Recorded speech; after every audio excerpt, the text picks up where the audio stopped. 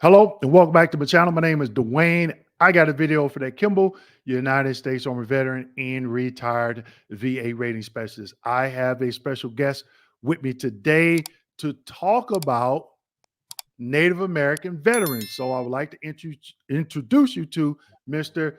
Define. Did I pronounce that right? Or did I just Close. This is close enough? Dufresne. Dufine. I was saying that over and over. So welcome, Mr. Dufine. Definitely appreciate you taking the time out of your busy schedule to conduct this interview today. It is a very important topic. I haven't seen a topic about this on YouTube. Not saying that there isn't, but I think there needs to be more attention to it. And you're here to break it down for us today. So let's start off. Tell us a little bit about yourself. What branch of service did you serve in? Sure. My name's Dean Dufresne. I served in the United States Marine Corps from 1995 to 1999. I'm also an enrolled member of the Turtle Mountain Band of Chippewa Indians, and I was born and raised on the Spirit Lake Dakota Indian Reservation in central North Dakota. Thanks for having me on. Okay. I've never been to North Dakota. I'm pretty sure it gets pretty cold up there, right? It's getting there. It's starting to get there now. Yeah, it does. Wow. Already? It's Well, yeah, October. Yeah. I live in Bemidji, Minnesota, so just a neighboring state, but born and raised in North Dakota. Minnesota is very similar in the way that, obviously this time of year, all bets are off. It could snow now and it could stay till May, or we could get no snow. It just, all bets are off. Wow. There's Wow. no predicting it up here. So it's interesting, interesting territory, but I really love it, man. I feel good being kind of closer to home again after living in San Diego for about 17 years. So it's Okay. good to be close to family and everything. The kids love it. Wife and I are loving it. So it's all good things. Okay. So you grew up in North Dakota on the what's the name of the Indian reservation again? I do So it's apologize. Spirit Lake Dakota Reservation, Spirit Lake Okay. Nation. So what made you leave North Dakota and join the military? Yeah, USMC, right? Uncle Sam's Misguided Children. I was one of those. I was one of those guys that goofed around in high school and didn't have a lot of options coming out of there. Coming out of high school, I was a good baseball player, but I didn't have the grades and the discipline to go to college straight out of high school. I never would have made it. Right. So at 17 years old, I kind of at least I credit myself with having that realization that I could have went to play baseball in college, but I would have been home with my tail between my legs about 2 months into college. I know it. So I needed some discipline. I needed some direction. I was very fortunate to have a close cousin of mine who I really looked up to, who was a Marine, and he came back on recruiter's assistance. Of course, he had his blues on. He had a nice ride, and he was telling me about the Marine Corps. So, uh, and I also had another cousin who was in the Marines as well, and he was infantryman, and he came home, and there was two very contrasting viewpoints of the Corps that and I didn't know anything about the Marine Corps other than commercials that you see and you watch Full Metal Jacket, and Yeah. that's what you think. Marines are all frontline guys, door kickers and all this stuff. And but my cousin was in the air wing, and it really made me open my mind up to the possibilities there. I had no idea the Marine Corps operated like that, right? That yeah, you have all the jobs. You have IT jobs, you have motor T, you got, just every job you can think of. It's its own organization. So that was really eye-opening to me. And so it was very helpful to guide me towards that decision to join the Marine Corps. I have an older brother who's he's a army guy as well, and I didn't want to do that. I didn't want to do the same thing he did. So the Corps was the pathway for me, and thank God for it, because I all those things I lacked with discipline, direction, and all that. You sure grow up real quick in those 13 weeks of boot camp and for the Marine Corps. Right, right. So it leads me into my next question. And thank you for sharing that story about your brothers and your family's lineage and serving the country. You, North Dakota, grew up on a reservation. Can you tell the viewers, give us a brief history of the contributions that Native Americans have gifted his country in the form of serving like yourself. Absolutely. Yeah, it's not as well known that obviously we've been here, right? We've been here since day one and before day one of this country's establishment, right? So since day one of our this country, the Revolutionary War, we were there actually fighting on both sides, right? Mhm. So we've been there since the beginning. And one thing I like to highlight is during World War One, there was about 12,000 Native Americans that volunteered to serve in World War One, and this was the mid 19 12 to 18 around that time frame. And the interesting fact about that is that we didn't have the right to vote in the country's affairs yet as Native Americans during this time frame, right?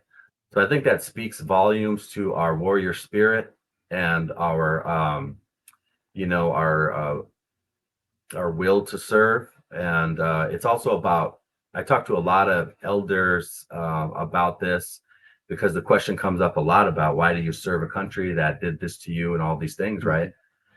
And there was a Navajo code talker that put it best, and this is kind of how I also follow this kind of a mindset as well. He said that, yeah, maybe most of our lands were taken in, but these still are our homelands. So that's why we serve, you Mm. know. And so and ever since then, every conflict to date, we still serve at the highest rates per capita of any other race or ethnicity out there. So it's in our blood. And one of the things I do in my advocacy work is to bring attention to those facts that, hey, we've been serving honorably, we've been serving heroically, we're Medal of Honor recipients, and Purple Heart recipients, and all these things, Silver Star, you name it. We're in there, through the thread of the history of our military branches of service. We've been there serving. So my thing is to say it's time that our country kind of turns a spotlight on our issues, because there are many, which I don't know if we have time to get into all of them today, Mhm. but there's a lot of issues concerning our Native American veterans right now that are don't paint the picture in a very good light. Issues of homelessness, suicide rates. There's one quick tidbit I'll give you on that is there's been a 51.8% increase in Native American veteran suicide over the course of just the last 3 years. Mm. So that should be a jarring statistic for anybody who cares Right. about this population. So I work very closely with VA, SAMHSA, and others. National Congress of American Indians, National American Indian Veterans, and other groups to come up with solutions to these issues. So I'm encouraged by what I'm seeing, but there's a long way to go in order to get to a place where I feel like the adequate supports and efforts are being made to address the issues that our Native American veterans and their families are facing out there. Right. So before we get into that, you brought up something, and I was just sitting here thinking. I think we talked about this before. You said you talked to some elders that were code talkers, and I think in one of our previous conversations, I had mentioned a movie that I saw, and I think it was they called the Wind Talkers. They were serving in the Marines. Can you expand on that? I'm assuming that was a true story that they served in that particular capacity during their time as Marines, correct? Absolutely. So everybody knows about the Navajo code talkers pretty much. Well, Marine Corps especially, but there were many um, tribal entities and tribes that contributed based on their language, because the enemies couldn't crack that code, and that Hmm. was a big thing about why it was beneficial to the country's efforts at the time. um, and so, yeah, the Wind Talkers is primarily, I believe, about the Navajo code talkers, who they created codes that were unbreakable, even to date. Um, so, and that obviously, those were proved to be critical resources when you be sending and receiving messages without having that code broken. And so we played a pivotal role, especially in World War II, with those codes. And I was just in DC last week. A matter of fact, I visited after all these years and all the times I've been to DC. I'd never been to the Iwo Jima Memorial, right? Hmm. Hmm. And the big, the iconic flag raising and everything that we're known for. There was a Native American in that. I don't know if you knew that or not. His name is Ira Hayes. Mm. Yeah. So we, like I said, in the fiber and thread of our military history, we've been there. Right. So yeah, that was really what the Wind Talkers was about. Is about that code that that couldn't be broken. And I appreciate the fact that they bring that history to light, Right. because that's one of many contributions our Native warriors have made over the history of our military service. Now, you stated you actually spoke to an elder that actually served as a cold talker, correct? Yes, I've met code talkers. They're sadly, like a lot of the World War II era veterans are. There's less and less in them of them, but Hmm. I was very blessed and fortunate to have met a couple of them, and it's one of those things where when you're in the presence of somebody who did something important, Right. Yeah. and just even and what I love is like even in their late 90s, and some of them 100 years old Mm. nowadays, they are they still carry themselves in a way that is to be respected. And so I love that about them, and they'll always have a massive um place in our history of military service, for sure, and Most utmost definitely. respect to them, and for everything that they did and continue to do, because we still look to them types, in our Native culture.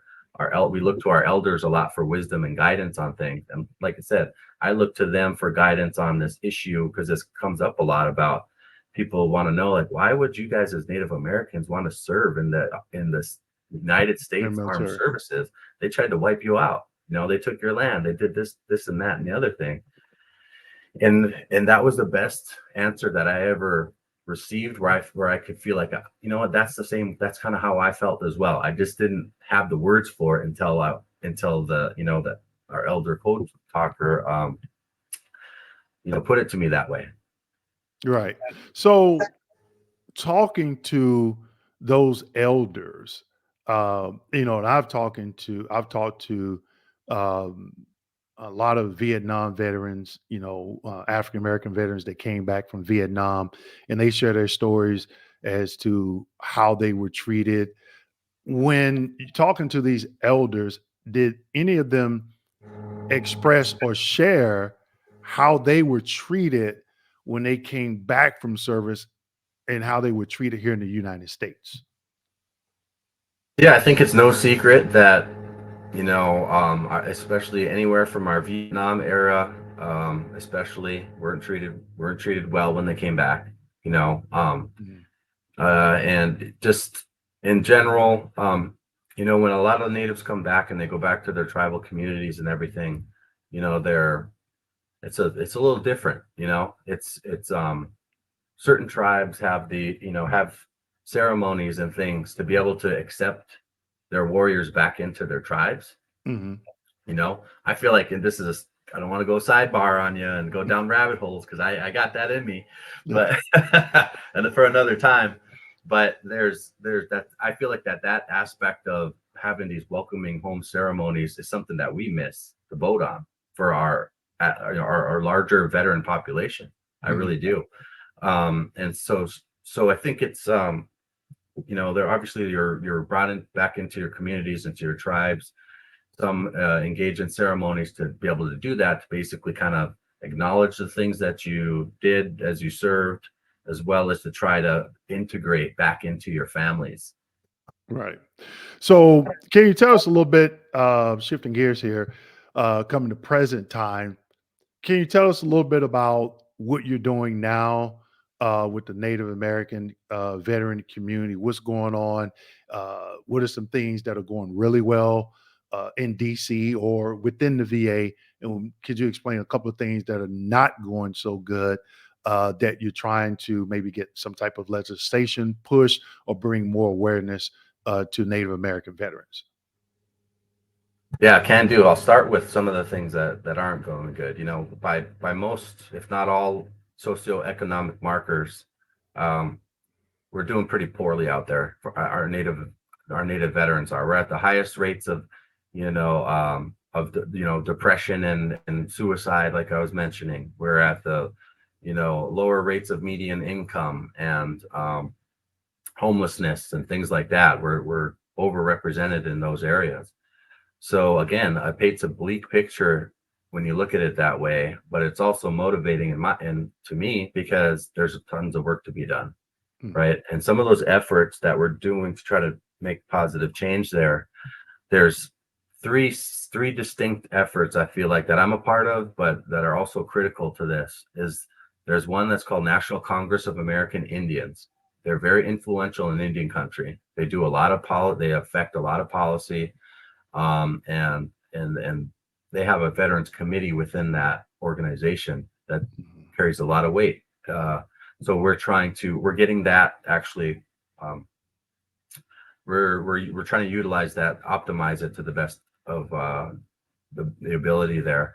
There's also a newly formed, or not newly formed, but newly minted in terms of having a federal charter that's called National American Indian Veterans. So they got a federal charter in March, which basically puts them on par with like the American Legions, VFWs, DAVs, and such, right? Mhm. So now we have an actual national organization that has that seat at the table. That's what we've been asking for, to be able to advocate for our population base at the federal level, Right. right? That's never been done before. So that's very historical. NAIV led the charge on this. They've been in existence for over 20 years. And this effort started about 20 years ago as well, but just got pushed over the finish line thanks to leaders like Don Loudner. He's a sweet man. He's a veteran. He's, I think, 94 years old or something himself. But he started this effort long ago, knowing that we needed this representation. Years kept pressing on to get it over the finish line. So there's folks like him. There's another leader named Joey Strickland, who also helped to get that across the finish line, and many others. There's a lot, but so now we have that seat at the table. And there's also been established within the last 3 years, Secretary of Veterans Affairs has now a tribal advisory committee group.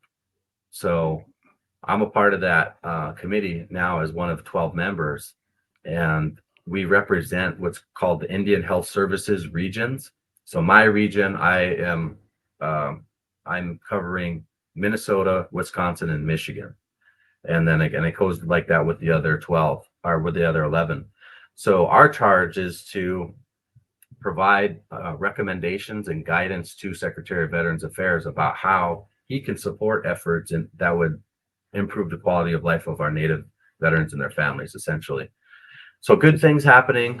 Again, I feel like there's beginnings, really picking up off of the good work of people before us, right? And Mhm. carrying the baton and charging ahead forward to try to get some good work done here in the next handful of years, where we can start to see suicide rates drop, home ownership, things like that increase. There's benefits specifically for Native American veterans as well that I try to be a sounding board for, because like Native American direct loan, 2.5% interest rate through VA, but it has to be on trust land, things like that. Mhm. That's really unknown. There's a copay waiver with the VA right now. So if you're Native American and you meet the criteria, you won't pay co-pays anymore.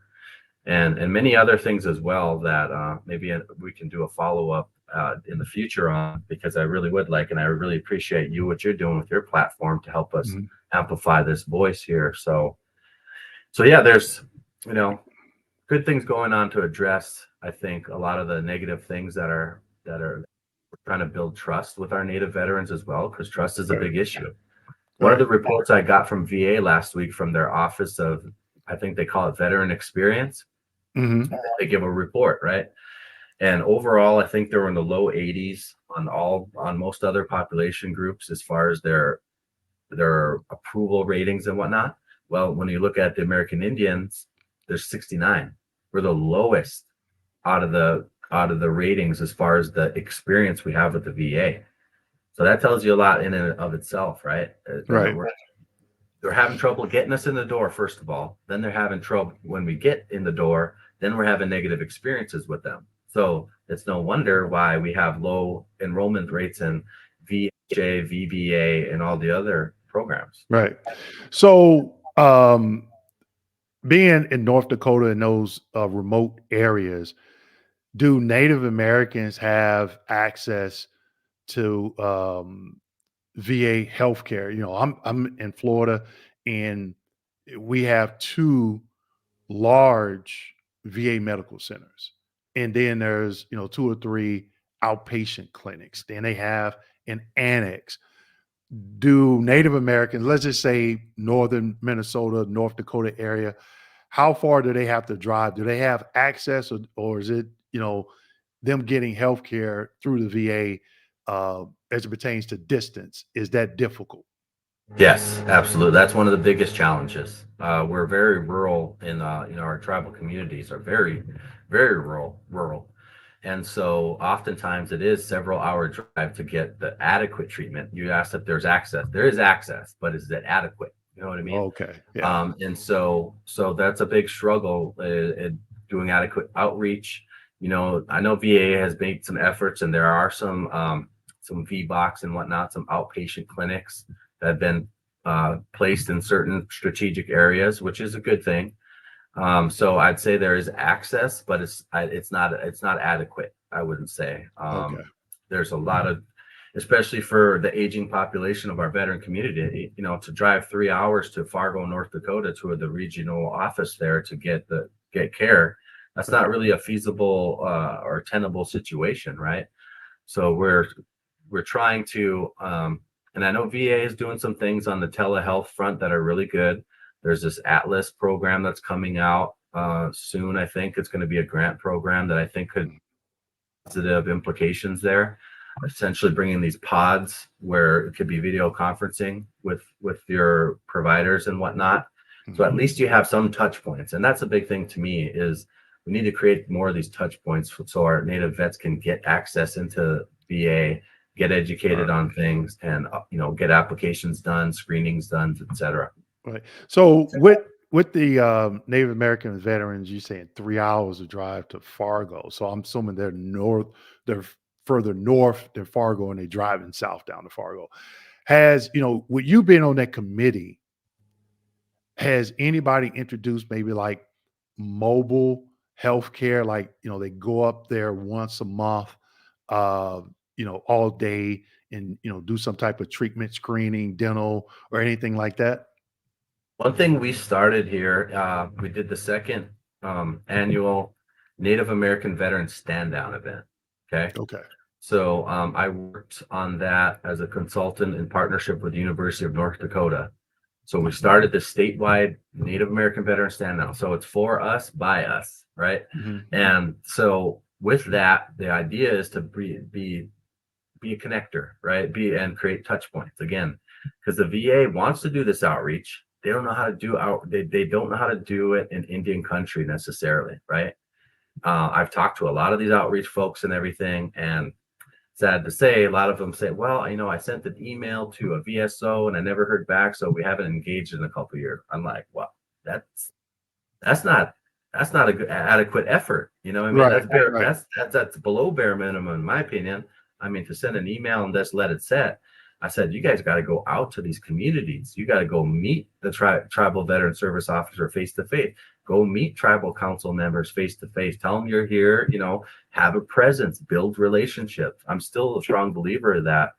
Getting any and all of this stuff done is based on whatever kind of relationships you can build, and network you can build to get it done.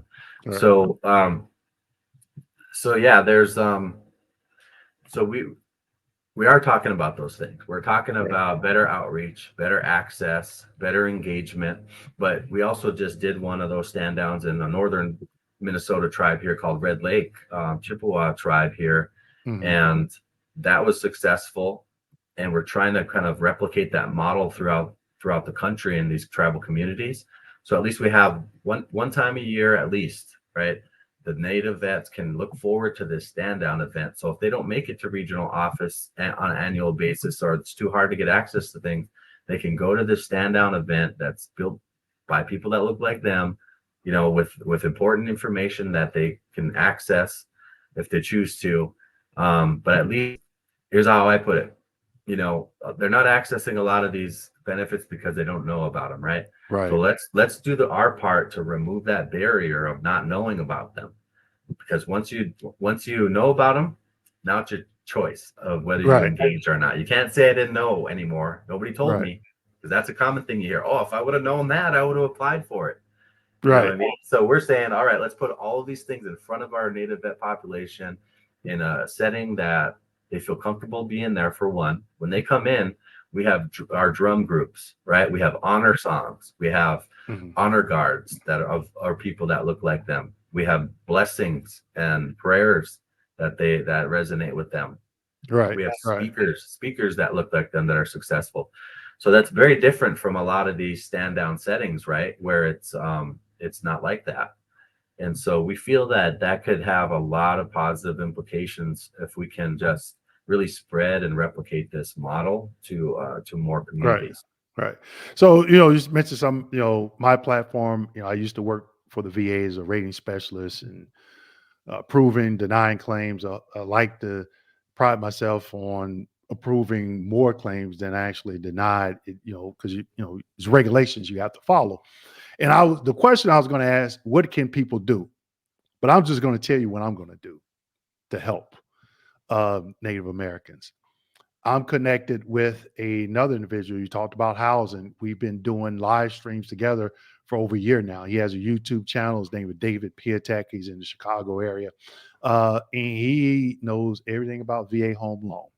I've connected with other YouTubers that are talking about monthly compensation, because not only I think that this will help the vets, but help their families as well. So this is what I propose. You let me know if it's something that's doable. I want to connect by Zoom, because I'm in Florida. So for me to go to North Dakota in December, January, I don't even know if I'd make it. I used to live in Chicago, but you go in there further north. I used to go to Milwaukee. I'm like, man, it's cold up here. But I would like to schedule a time, get myself, David Piatek, he's the VA home loan guru, and another YouTuber, and just uh, to give us your time, give our time to you, where we could have Native Americans come on. They can ask questions about compensation. They can ask questions about VA home loan. I'll try to get someone that's maybe knowledgeable on the healthcare side, because you got VBA, VHA, and NCA. They're all separate. But if we can get some questions answered as it pertains to the compensation side and the VA home loan side, I think that's a start. If that's something that you're interested in, I would be more than willing to, give some, couple of hours. If we need to do it like once a quarter, we can get that set up. If that's something Yeah, that you think that will help. I think it would.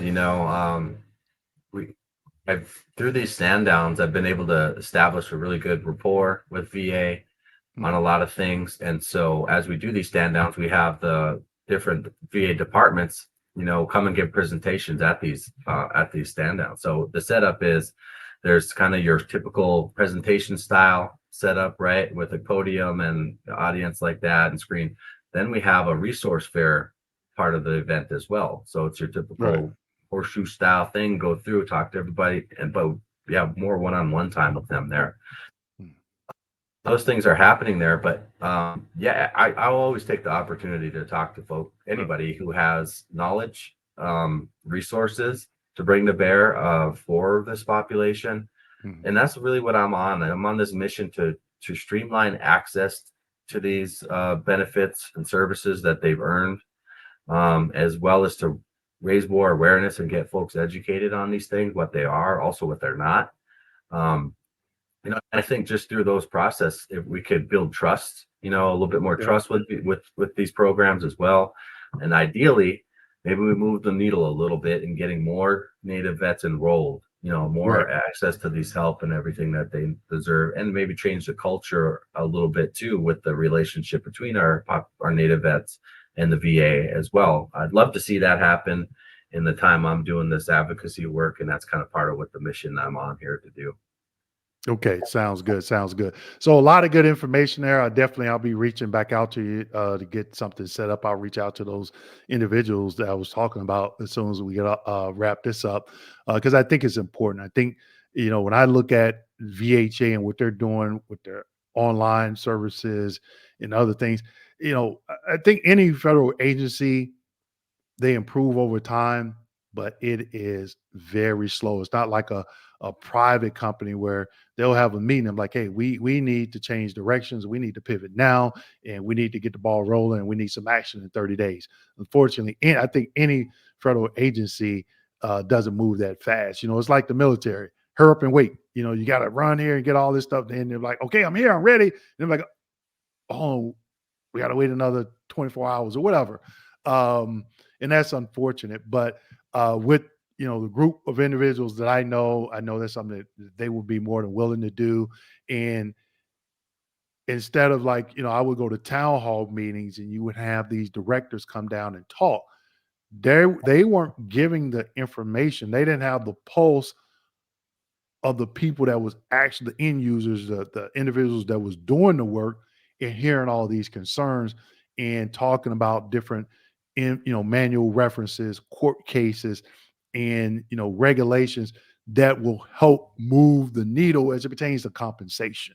you know and I think that's some of the things I talk about on my channel, giving people information that they can use. And also I've written a book on the VA claims process, and we'll talk offline, because if I need to donate some books and you pass them out, and that gives people a path uh, to help be successful navigating the compensation piece. But I'm going to check out some resources for the healthcare side. But yeah, definitely we can get that lined out. So wrap it up. If anybody wanted to contact you for whatever reason, if they had questions or want to help, how can they contact you, Dean? I'd say the best way is by email. I am on social media and things. I'm on LinkedIn as well. But email, people can get a hold of me, Dean at nativeecosolutions.com. I do have a website there as well, Native Eco Solutions, that kind of outlines some of the other work that I do in my business, which is, government grants and contracts consultation, Mhm. as well as strategic planning, some marketing and things along those lines. So all the work that I do, though, whether it's for Native veterans or not, it's all the work I do is really tied up in Indian country. So I'm just really dedicated my career path over the last 5 years towards helping out in any way I can with what it could be economic development resources, could be veterans resources, grant writing, founding nonprofit organizations, and like I said, strategic planning, all that stuff. So Right. And we'll put your email in the description section of this video, so people, when they get ready to reach out, they'll have that email. Okay. you bet, man. Thank you for having me. I really appreciate your time and your platform, all the good work you're doing out there, man. Hey, not a problem. And thank you for taking time out of your busy schedule to educate us, not only on the commitments that the Native Americans and the sacrifice that they gave to this country, and things that you're doing, and things that sharing the things that the ups, downs, the lows, the highs that the Native American community are going through. I think that's very important. So I just want to say thank you for doing what you're doing as well. My pleasure. All right.